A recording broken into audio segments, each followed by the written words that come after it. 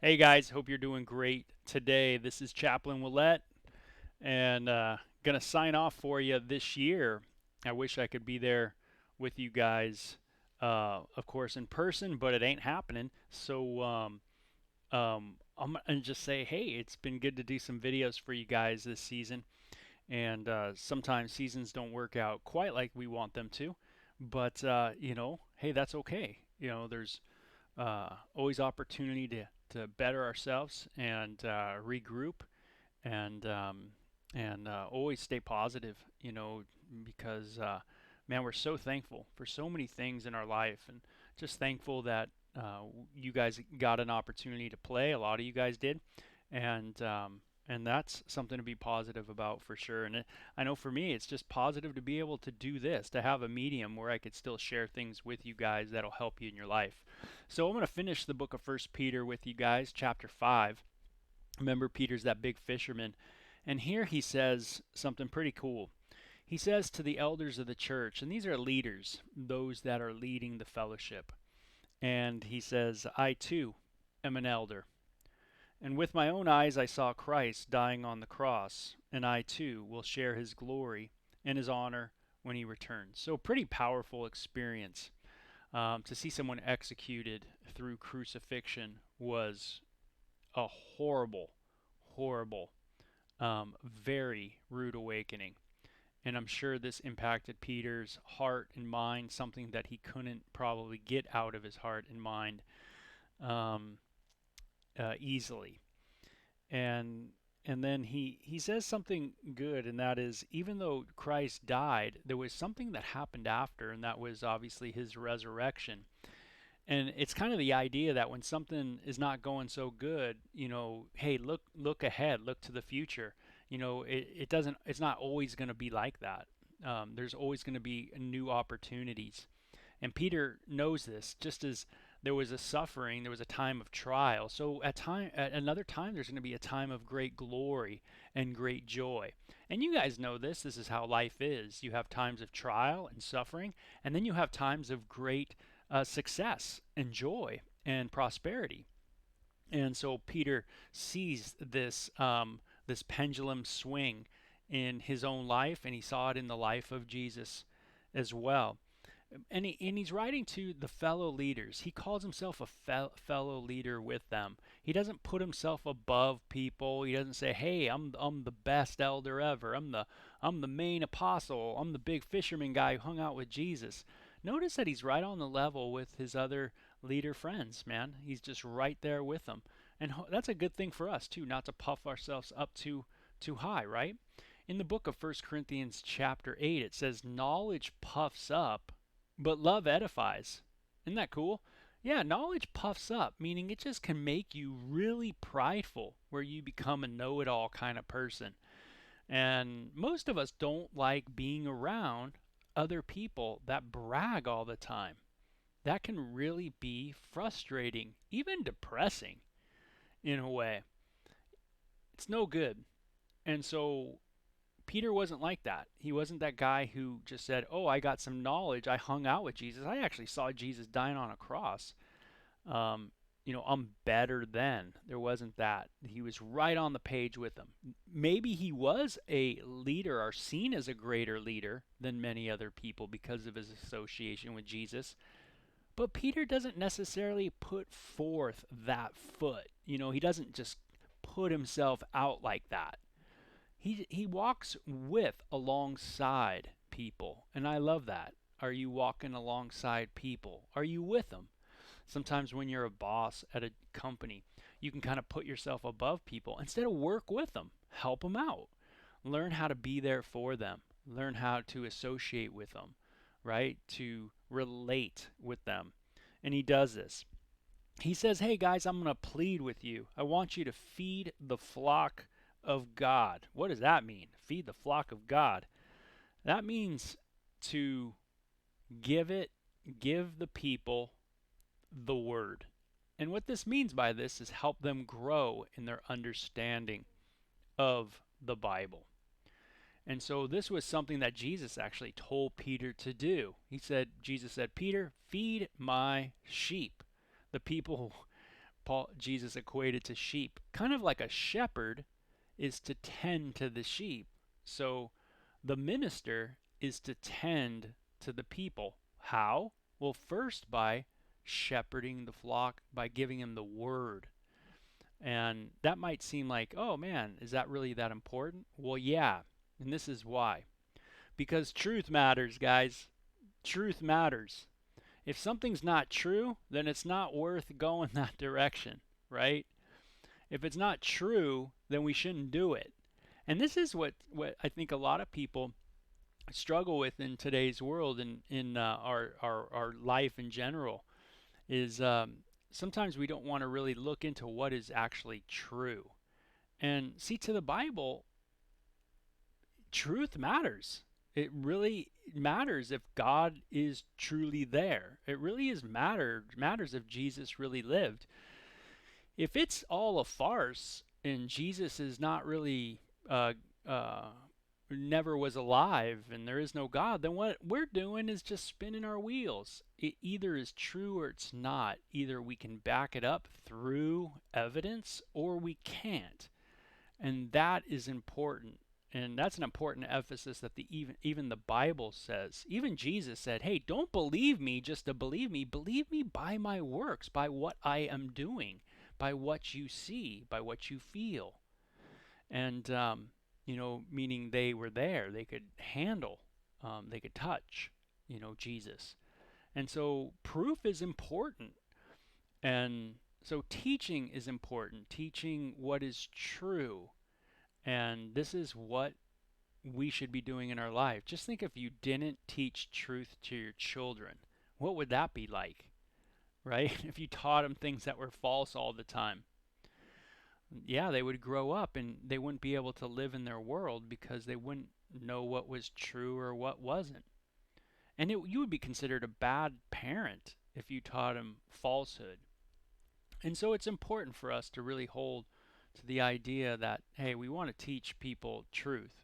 If your coaches taught you something that wasn't true, hopefully you would recognize it right off the bat and go, no, I don't think, no, that, So the first thing of being a good leader and is to be able to teach truth, to be able to focus on things that are true. Finding ways to improve is going to be based on truth. What helps you get to the next level? What is true? And so those things you want to pursue. You want to pursue to find out, hey, what is true? What are other ways that it can help me play? I can be a better player, a better person, those type of things. What are true foundational things to learn? And so that is something that takes reading, it takes watching, it takes a lot of over and over practice. And so a leader should be someone who's feeding the flock. They're first sharing truth to other people. And, try to work on that in your own life. What are you feeding other people? Are you feeding true statements, truth, or are you feeding falsehood? Are you looking into things? Are you checking things out? And just a little word to the wise, too, is sometimes you can get on YouTube. And even though we're on YouTube, you can get on YouTube and there's so many videos that it can get really difficult to figure things out. And so try to find just a few sources and really read through them or watch through them, and then try to find a rebuttal, other things that maybe come against it, and see what those points are as well. I remember I watched, I think it was a documentary called Super Size Me. And it was about some dude who ate McDonald's for like a month, and it was it was something like that, and how he got totally like unhealthy, and he went to the doctor every 2 days, or I don't know, every week, or maybe it was every day, I don't know, and he got his blood work taken care of, and it just showed like, oh man, he's off the charts. Well, another guy did a rebuttal to that documentary, and I can't remember what the name of it was, but it's so funny because he does the same thing and he gets different results that seem to be contradictory to the other guy's results. And so I love those. I love when the pendulum just swings and we kind of go, okay, what is that? Okay, let's pull it this way. What is that? Okay, let's pull it, you know? And I think that's when you start really trying to seek truth in your life. You don't want to just listen to something and just go, hey, that's it, you know? And Jesus was, like I said, Jesus said, "Hey, test me, look into me, look." And he says, "Look into the scriptures and see if they speak of me. You see if I'm reflected in them. If those scriptures spoke of me, is there something supernatural about the Bible? Look, search, And so we should be definitely positive inquirers, wanting to delve into knowledge of truth. And then he says, care for it willingly, not grudgingly, for those who will get out of it, but because you are eager to serve the Lord. So he says also to be a good leader is to care for the flock by giving them the word. And he says, and care for it willingly, not grudgingly. So be people that don't do things out of necessity, not because you have to, but check this out, do things because you get to. Such a different attitude, right? You get to do things. You get to help people out. You get to be an example to them, right? And you know, think about being eager to help people out. Some people help people out, but they're not too eager to do it. They're not too into it. They do it almost out of an obligation. You almost don't want them to help you because it seems like it's obligatory. And that's no fun, man. That's no fun at all. Do it willingly. And that's what Peter's trying to share with us as far as good leadership. So I kind of see two things really right off the bat with leadership, which is really good that Peter says, and that is, hey, let's help people understand truth. Let's help people. Let's walk in truth. Let's let's grow. Let's learn. Let's continue our intellectual pursuits. And then let's also help people. Let's be people that are involved with other people's life, not grudgingly, but willingly wanting to help people. And then he says, don't be tyrants. Or Peter says, don't be a tyrant, right? Don't like lord over people. A tyrant is a person who's like a dictator. Sometimes we have parents that are like that, really dictator like, and that's no fun. Don't be a tyrant, but lead them by your good example. So look at your own life. What is the example that you're leading? And this is so true, but discipleship works. And you are discipling someone. Now you might not think you are, but you are. In some aspect, you're discipling other people. Other people are watching you, and there's always the younger generation that is looking up to you. And even though sometimes we don't want to be role models, just by who we are, and you're gonna be. And so you always have to remember that, hey, people are looking up to you. Being a good example. Don't be a tyrant. Don't be someone who's pushing people around, bossing people around, those kind of attitudes, like you're some prima donna person. But being a good example. Why? Because it says that Jesus is going to come back. It talks about him as being the head shepherd. And what that means, the idea of head shepherd, is he's the main dude. And there's always a main dude. There's always a main person. And you and I ain't him. And so we need to have our proper place. We always got to remember that no matter how much we prosper, we always have to remember that we aren't the main person. And that's important. God is the main person. That's the person who really needs to have ultimate value. And it says, your reward will be never ending share in the glory and honor. Just as in the Roman world, when a a military commander won a great victory, he would be paraded back to Rome's capital, and he would be at the forefront of the parade. But it was a super prideful position to be in the soldier ranks, there sharing in the glory of your commander. So just as everybody's praising that commander of the army that won the victory for Rome, so you were in the parade as well, and you were a part of the victory, and you too share in that inheritance that the commander has. You share in that glory, that prestige, those kind of things.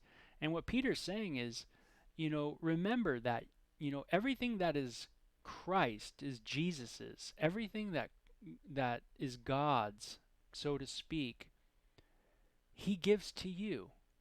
And this is the promise that we have, by the way, of when we die, is that we will be in his presence. And that what is his, he gives to us freely. He loves us like a son, like a daughter. And just like your son and daughter, if you have kids, you start thinking about making a will. Why? Because you don't want your stuff to go to the state, but you want your stuff to go to your kids, right? Because you love them, and whatever's yours becomes theirs. Same idea.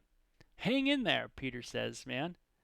You keep doing this. Keep sharing truth ideas with people. Your life gets built up by truth statements. You know, that's how our lives flourish. When we buy into lies or falsehood, man, we really deplete ourselves. So when we listen to truth, we can build ourselves up, right? Financially, a lot of ways. You have to listen to truth, though, right? If you listen to financial lies, yikes. So truth is important, right? Being eager to help people out, meaning a motivation needs to be to sharing to other people, using the truth that I have and then giving that to others, helping people out with what I've been blessed with. And then with my friendships and with people around me, or don't be a tyrant. Don't be a person who's a dictator. Don't think of yourself so highly. Don't think all the knowledge you have has somehow made you better than them, because the next thing is that there's a chief shepherd. There's someone who has given you everything, not just the things you have and the prosperity you have here on this earth, but also a promise of the future. And so, man, with all that said, there's a lot of opportunity for you and I to grow in the off season. Might be a short off season, and then we get right back into it. But you have opportunities to grow in many different ways, and I hope that you will find that those opportunities available to you. If you need help with any books or anything you want to learn or grow in, let me know. I'd love to point you in some great areas. You can always get a hold of me, and I'll help you in that. I know you guys are very knee deep in many things, and I'm really stoked always to hear what's going on in your guys' lives and how you guys are growing. I just talked to one of the hockey players the other day, and man, just to see his face lit up, because he just has this whole new way of thinking about life, a very positive way of thinking about life. And there was some things that he just learned and worked on, and a little bit of writing that he did, and he really sees some fruit from it. And man, I love those kind of stories. Those are awesome. Hey, you guys have a great one. It's always great to be the chaplain down here in Tucson with the AHL. And we never know the future, but I always wish the best for you guys. Okay? You take care. Don't be shocked if I send something after the season at some point just to say hi, okay? You guys take care. Bye-bye.